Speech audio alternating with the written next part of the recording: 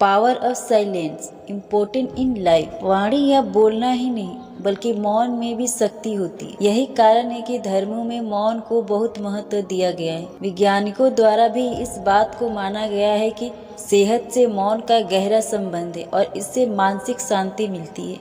इसलिए जितने भी बुद्ध तत्व साधु और संत हुए वे एकांत की ओर गए क्योंकि उन्हें अधिक बोलना न पड़े और अधिक सुनना न पड़े। महावीर ने 12 वर्ष और महात्मा बुद्ध ने 10 वर्ष मौन रहने के बाद ज्ञान प्राप्त किया। महर्षि रमन और चाणक्य भी मौन के उपासक थे, लेकिन आप इस संसार में रहकर भी एकांत रह सकते थे। इसके लिए आपको अपनी उन ऊर्जाओं को बचाना होगा जिसे आप व्यर्थ के शब्दों में नष्ट कर देते हैं। इसीलिए उतना ही बोले जितना जरूरी हो। इंसान के सभी दुखों का कारण बोलना ही है, क्योंकि आवश्यकता से अधिक बोलना ही दुखों का कारण बनता है। इसीलिए कम बोले, सटीक बोले, मधुर बोले और सबसे जरूरी जितना आवश्यकता हो उतना ही बोले। दुखों का कारण है बोलना। हमारे जीवन में एक नहीं बल्कि बहुत सारे दुखों का कारण बोलना ही, क्योंकि हमारी समस्या यही है कि हम चुप नहीं रह सकते, हमेशा कुछ न कुछ बोलते ही रहते हैं और आपके बोलने के कारण ही आधे से ज्यादा दुख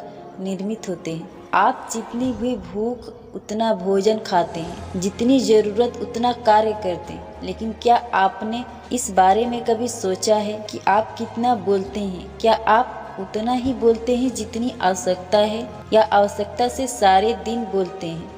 इस बारे में कभी अकेले बैठकर जरूर सोचिए कि आज आपने दिन भर में कितना बोला, क्या बोला और सबसे जरूरी कि क्यों बोला। इनमें से कितनी बातें जरूरी थी और कितनी आवश्यक। सुनने सुनाने के माहौल से बाहर निकले। मनुष्य की प्रवृत्ति ऐसी है कि वह अपने मन में चल रही बातों को दूसरों को सुनाना चाहता है और दूसरा भी आपके साथ ठीक वही काम करता है। ये बातें किसी अन्य वो तीसरे व्यक्ति से संबंधित हो तो सुनने सुनाने का काम और भी दिलचस्पी से होता है। आप फिर जब भी कहीं भी बैठते हैं तो इन्हीं बातों को फिर से दोहराया जाएगा और फिर से इन्हीं बातों पर विचार करेंगे। यह सुनने सुनाने का माहौल जीवन भर चलता रहता है और इस तरह से आप खो देते हैं अपना समय, अपना जीवन, अपनी सोच समझ और वो कीमती पल जिसमें जिया जा सकता है और जिसमें आनंद प्राप्त किया जा सकता है। इसीलिए इस सुनने सुनाने के माहौल से बाहर निकले। मौन की शक्ति क्या है? जब तक हम बाहर की ओर बोलते रहेंगे हमारे भीतर अशांति रहेगी। जिस दिन हम मन से चुप हो जाएंगे तो तब बाहर हमारे मुख से कुछ भी निकले हम शांति रहेंगे। दुनिया में जितनी बुराइयां हैं, परिवार में कलेश, पति पत्नी में विवाद, सब बोलने के कारण ही होते हैं। हम चुप रहना नहीं चाहते, हमेशा सुना देना चाहते हैं, लेकिन व्यर्थ का बोलना ऊर्जा का नष्ट होना है। इसीलिए उतना ही बोले जितना जरूरी हो।